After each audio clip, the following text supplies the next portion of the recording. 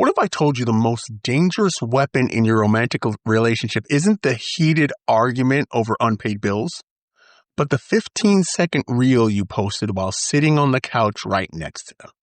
Today, we're talking about something we have all seen. Many of us have suffered from, and if we're being brutally honest with ourselves, a few of us have actually weaponized. We're talking about using social media to publicly humiliate, mock, or call out your partner. Are you ready? Okay, let's get started.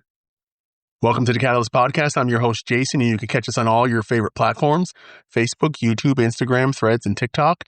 You can also listen to our episodes on Amazon Music, Apple Podcasts, Spotify, iHeartRadio, and our home right here at Podbean. And folks, we want to hear from you. If you're interested in being a guest or contributing or just saying hello, please reach out to us at catalystmotivationpodcast@gmail.com. That's catalystmotivationpodcast@gmail.com. Join the community today and be part of something truly transformative. Welcome to episode 156, The Public Double Tap, Love, Shame, and the Scroll. Okay, so let me paint a picture for you. A friend of mine, let's call her Sarah. Sarah was sitting at dinner with her boyfriend, Mark. Now, Mark accidentally dropped his fork, spilled a little sauce on his shirt, and stumbled over his words while ordering. Classic, harmless human klutziness, right?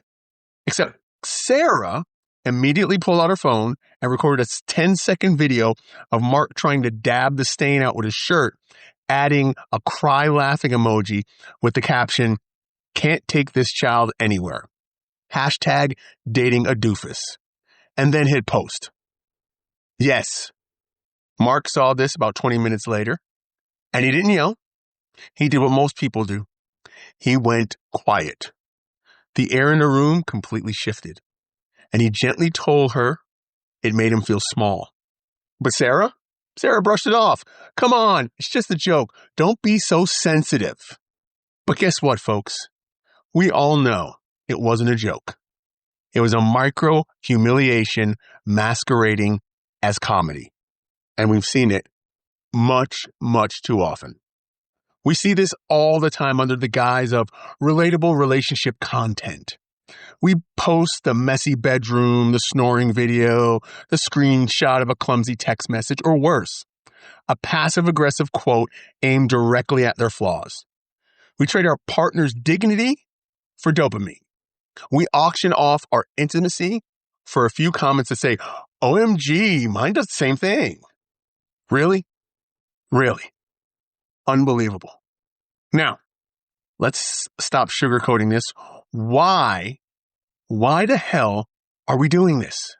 Why? When we publicly embarrass the person we claim to love, it's rarely just about being funny. It's usually about control, validation, or emotional cowardice. It's hard to sit across from somebody and say, "Hey, when you forgot to pick up after yourself, I feel uncared for." That requires vulnerability. That requires risk. You know what doesn't require risk? Or risk, not whisk. That's a laundry detergent. We're talking about risk, right? Do you know what doesn't require risk?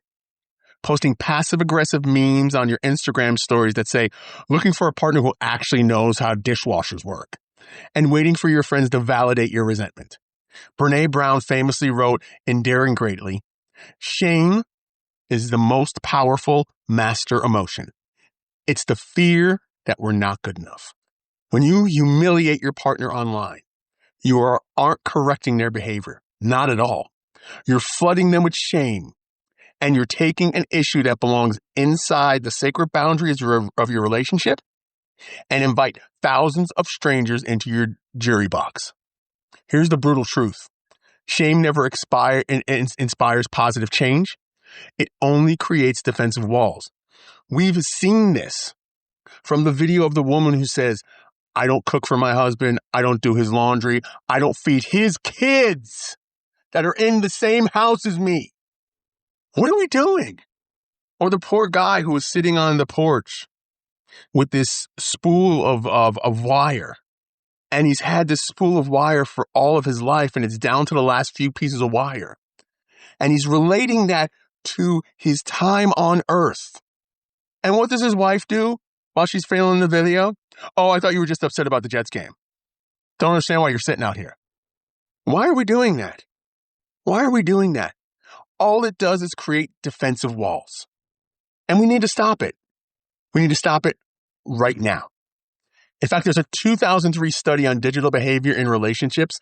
It found that over 62% of young adults reported feeling genuinely hurt or betrayed by the content their partner shared about them online without any kind of consent. Yet nearly half of those people never spoke up because they were afraid of being labeled as oversensitive. Think about that for a second. Seriously, think about that for a second. We are literally training people we love to hide their feelings from us because we've made our audience more important than their safety. You're in a relationship with a person who's supposed to be your best friend, a person who's you can be yourself with, you could pretty much be a dork, and you show how much you love them by posting something to embarrass them. And this hits me hard because I've dealt with this on more than one occasion with a relationship, and it's hurtful. And you want to say something and you don't. And with me being a former nice guy, I never did. I just took it and ate it and sat with it. Not anymore. Not anymore. If you're going to disrespect me, whether in person or online, I'm going to make sure 100% we are going to address it and most likely end it. Because no one deserves to be treated like that. I love the book Black Sheep. Brent Menswar talks heavily about choosing your deliberate values and standing by them, even when it's uncomfortable. He challenges us to figure out what is our non-negotiable. Example, if one of your core values is loyalty or respect, but your digital footprint is a graveyard of lighthearted jabs at your partner's expense, there is a massive, massive disconnect there, my friend, and you're living out of alignment. Consider this other real-world scenario, right? Dave and Elena. Dave loved working on vintage cars, but he wasn't very good at it, right? One Saturday, he accidentally wired something wrong and set off a tiny smoke alarm in a driveway. Elena caught it on video. Now, Elena had two choices. Option A, post with the caption, "Mechanic of the Year over here," for 500 likes. Or B, keep the camera down, laugh with him private, and help him clean it up. Elena chose option B. Why? Simple. She realized something crucial. Intimacy thrives in the dark. Intimacy built on moments that don't make it to the feed. When you make habit of publicly roasting your partner, you destroy what psychologists call psychological safety. Your partner starts to edit themselves around you. I am so familiar with that. You want to watch what you say and how you say because of what's going on. You stop being yourself. You stop being goofy. You stop being a dork. You stop being vulnerable. And then you stop trying new things because you're terrified that the next mistake is going to end up as content. You trade long-term trust for short-term engagement. And honestly, that is a fucking terrible exchange rate. So how do we fix this?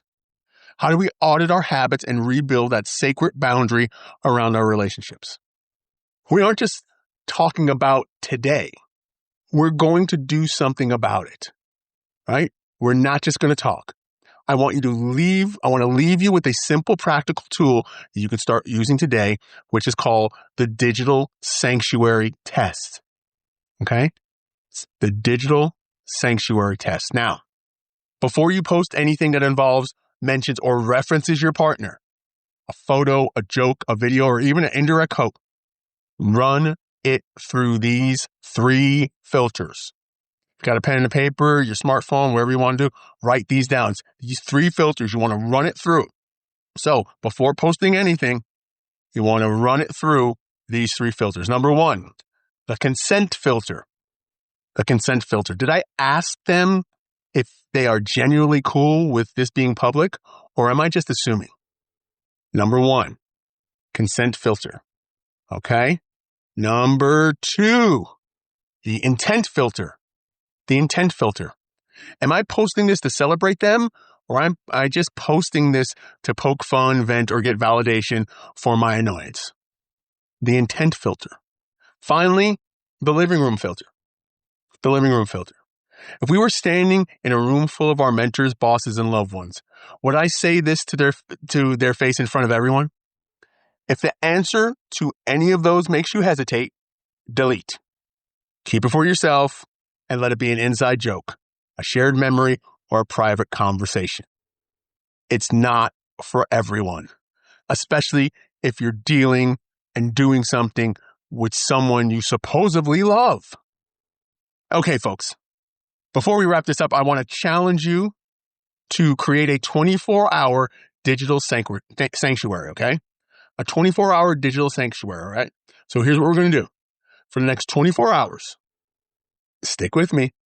For the next 24 hours, don't post a single thing about your partner.